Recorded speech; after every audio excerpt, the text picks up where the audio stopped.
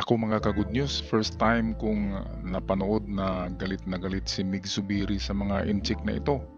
Paano nga ba naman ay china-challenge ang kanilang sinasakyang eroplano nang pumunta sila sa Pag-asa Island para mag-groundbreaking ceremony sa isang itatayong gusali doon. Atin panoorin ang video dito sa UNTV. At gusto ko lang pong sabihin kung nakikinig po sila, ito po ang teritoryo ng Republika ng Pilipinas.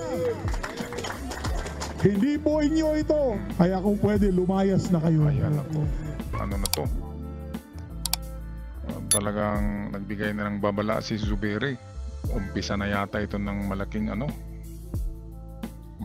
hidwaan at gulo.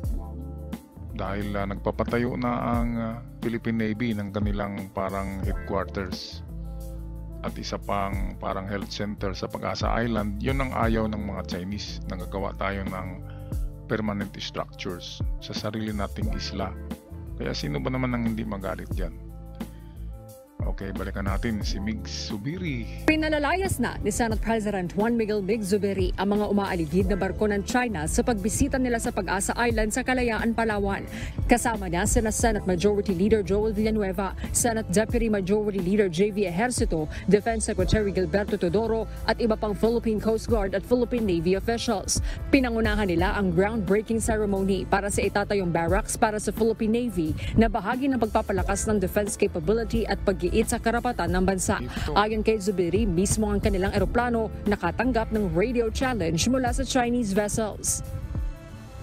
Dito sa bahaging ito ng Pag-asa Island, itatayo yung Philippine Navy Barracks para sa mga Navy personnel na nakaistasyon dito sa isla. Ito na yung umpisa ng gulo, mga ka-good news. Dahil istruktura pala ng Philippine Navy, military ito, di ba?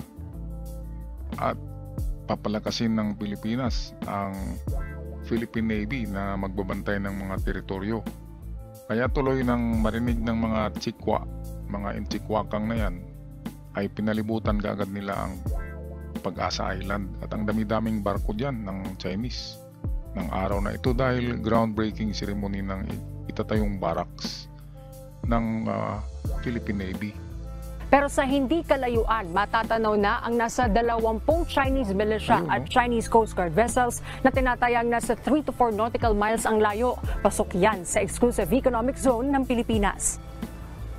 Batid ng ilang residente ang ginagawang pangaharas ng Chinese vessels sa ibang bahagi ng West Philippine Sea.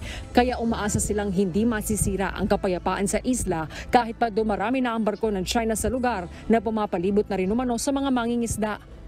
Pag may mga mangingisda po, binubisinahan din po nila.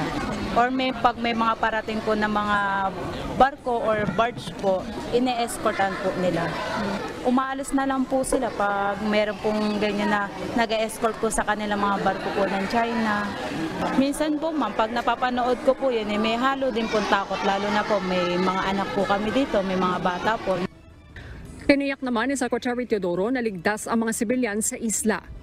Samantala, isang super rural health unit din ang itatayo sa Pag-asa Island. Ang laki ng super rural health clinic. Ang laki ng gusaling ito. Siguradong kitang-kita ito ng China. Kaya ilang araw galing ngayon ay meron na namang pupunta diyan o baka tuloy ito na yung umpisa. Dahil ayaw talaga ng China na magtayo tayo ng mga istruktura diyan sa disputed islands. Ay nako, sana ay hindi ito mapunta sa kaguluhan ang mga ginagawa nitong ating mga opisyalis. Ayon kay Dennis Abarcial, officer in charge ng Municipal Health Unit ng Pag-asa Island, malaking tulong ito ngayong dumadami na rin ang populasyon sa isla. Sa ngayon kasi, isa lang ang health unit sa Pag-asa Island, 3 lang ang kawali at wala ring permanenteng doktor.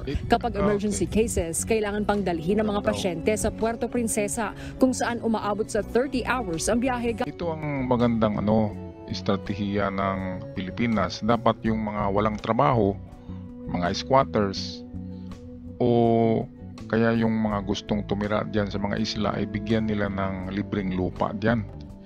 Kaya kung libreng lupa na ipamimigay nila dyan, maraming titira dyan. At kung maraming titira dyan na Pilipino, ibig sabihin sa international court ay kapag kung sino ang tumira diyan ay yun yung may mga may-ari. At kung Pilipino ang nakatira diyan, ibig sabihin Pilipinas yan. Kaya yan ang magandang estratehiya. Lagyan natin yan ng mga mamamayan diyan. Kaya tama yung ginagawa diyan. Dapat nga ay mayroong ano diyan, mayroong mga palengke, tama yung health center, mayroon ding mga park, okay, mga pasyalan. Hindi lang yan, mayroong mga simbahan kasi yan ay community. At dapat yung mga squatter sa Manila diyan na titira at bigyan nila ng allowance at saka panghanap buhay ng mga bangka, pangkapital sa negosyo na pangingisda. Yun ang magandang estratehiya ng gobyerno para dadami ang tao diyan sa mga disputed islands.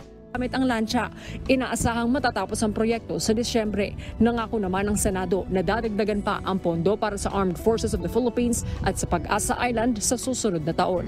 Horlene Delgado, UNTV News and Rescue. Alright. Diyos ang aming sandigan, serbisyo publiko ang aming pinahahalagahan. Okay, salamat sa inyong magandang balita sa araw na ito, UNTV.